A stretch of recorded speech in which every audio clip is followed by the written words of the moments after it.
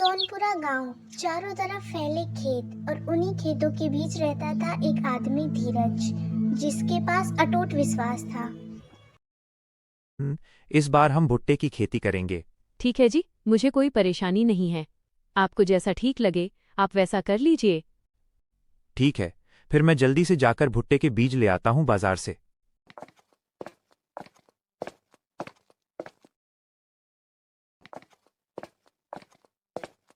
माँ, बहुत भूख लगी है, खाना बन गया क्या?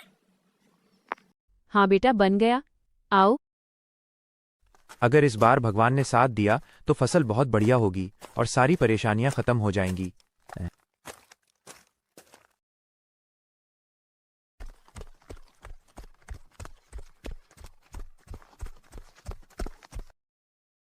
रामू भैया, जल्दी से भुट्टे के बीज दे दो। हाँ, धीरज अभी ला कर देता हूं।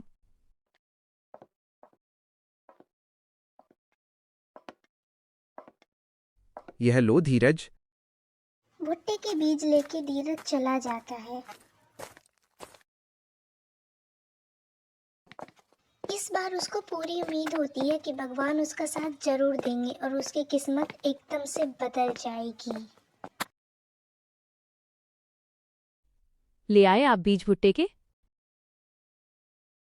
हाँ, बीज तो मैं ले आया। अगर भगवान ने चाहा तो गरीबी मिट जाएगी। बस भगवान इस बार फसल बचा लेना। धीरज गरीब था पर मेहनती था। उसकी पूरी दुनिया उसकी जमीन और उसका परिवार था। धीरज कड़ी मेहनत करता है। कुछ महीनों बाद धीरज की फसल लहराने लगती है। फसल को देखकर उसका विश्वास और उसकी उम्मीद दोनों एकदम से बढ़ जाते हैं। बस भगवान इस बार फसल बचा लेना। एक अच्छी बारिश, बस इतना ही। खाना खा लो जी, रोटी ठंडी हो जाएगी। आज खेत छोड़ने का मन नहीं कर रहा। लगता है इस बार हमारी किस्मत बदलेगी। हर साल यही उम्मीद। अब तो डर लगता है। डर नहीं, भरोसा रखो। भगवान सब देख रहा है। दोपहर होते होते आसमान का रंग बदलने लगा। तेज हवा, काले बादल और गरजती हुई बिजलियां पड़ने लगी। आप क्या देख रहे हो खिड़की पर? मैंने कहा था ना, भगवान पर भरोसा रखो। ये देखो, काले बादल छा गए, बारिश होने वाली है। हाँ जी, आपने सही कहा था। इस बार किस्मत बदल जाएगी। मैं बाहर जाके देख कर आता हूँ क्या चल रहा है मौसम में।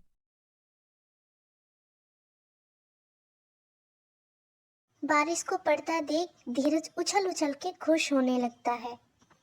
ये देखो, बारिश शुरू हो गई। अब तो खुश होना जी।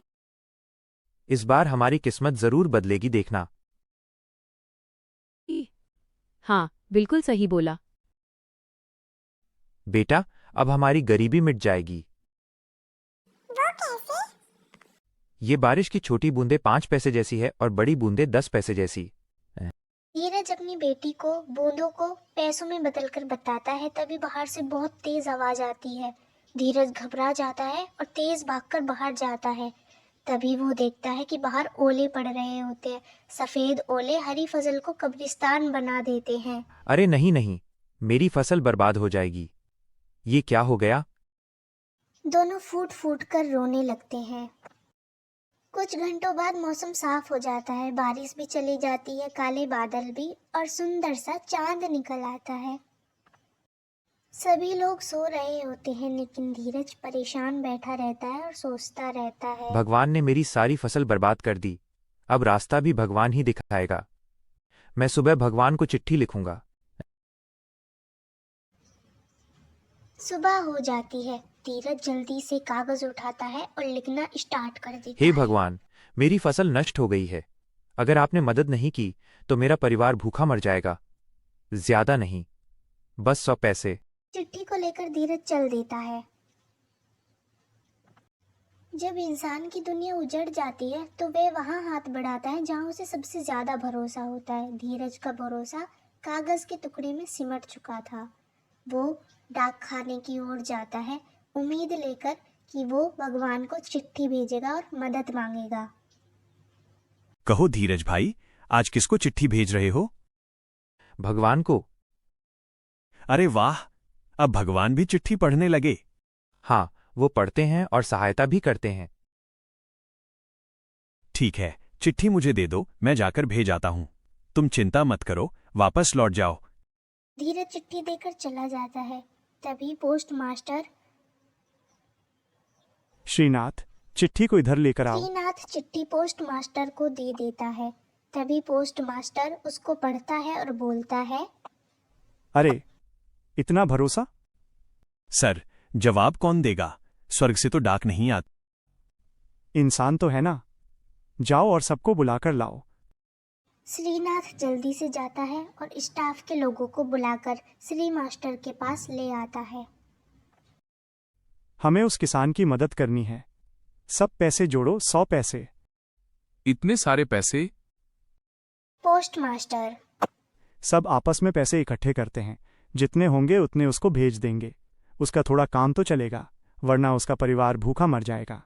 उन लोगों के पास केवल 70 पैसे होते हैं। वो धीरज को देकर मदद करते हैं। श्रीनाथ, मैंने इसमें पैसे रख दिए हैं।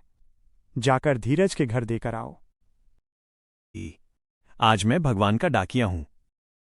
श्रीनाथ धीरज के घर की ओर के लिए रवाना हो जाता है। अरे कोई है? हाँ भैया। स्वर्ग से चिट्ठी आई है भैया। ठीक है। धीरज चिट्ठी खोलता है। केवल उसमें 70 पैसे होते हैं। सिर्फ 70 पैसे? मेरे 30 पैसे जरूर डाकघर वालों ने निकाले होंगे। भगवान ने तो पूरे भेजे होंगे। धीरज गुस्से में जाता है और फिर से एक चिट्ठी लिखता है। हे भगवान, पैसे तो मिल गए पर पूरे नहीं। डाकघर वालों पर भरोसा मत करना, उन्होंने बाकी रख लिए। धीरज फिर से जाकर चिट्ठी पोस्ट ऑफिस में डाल आता है।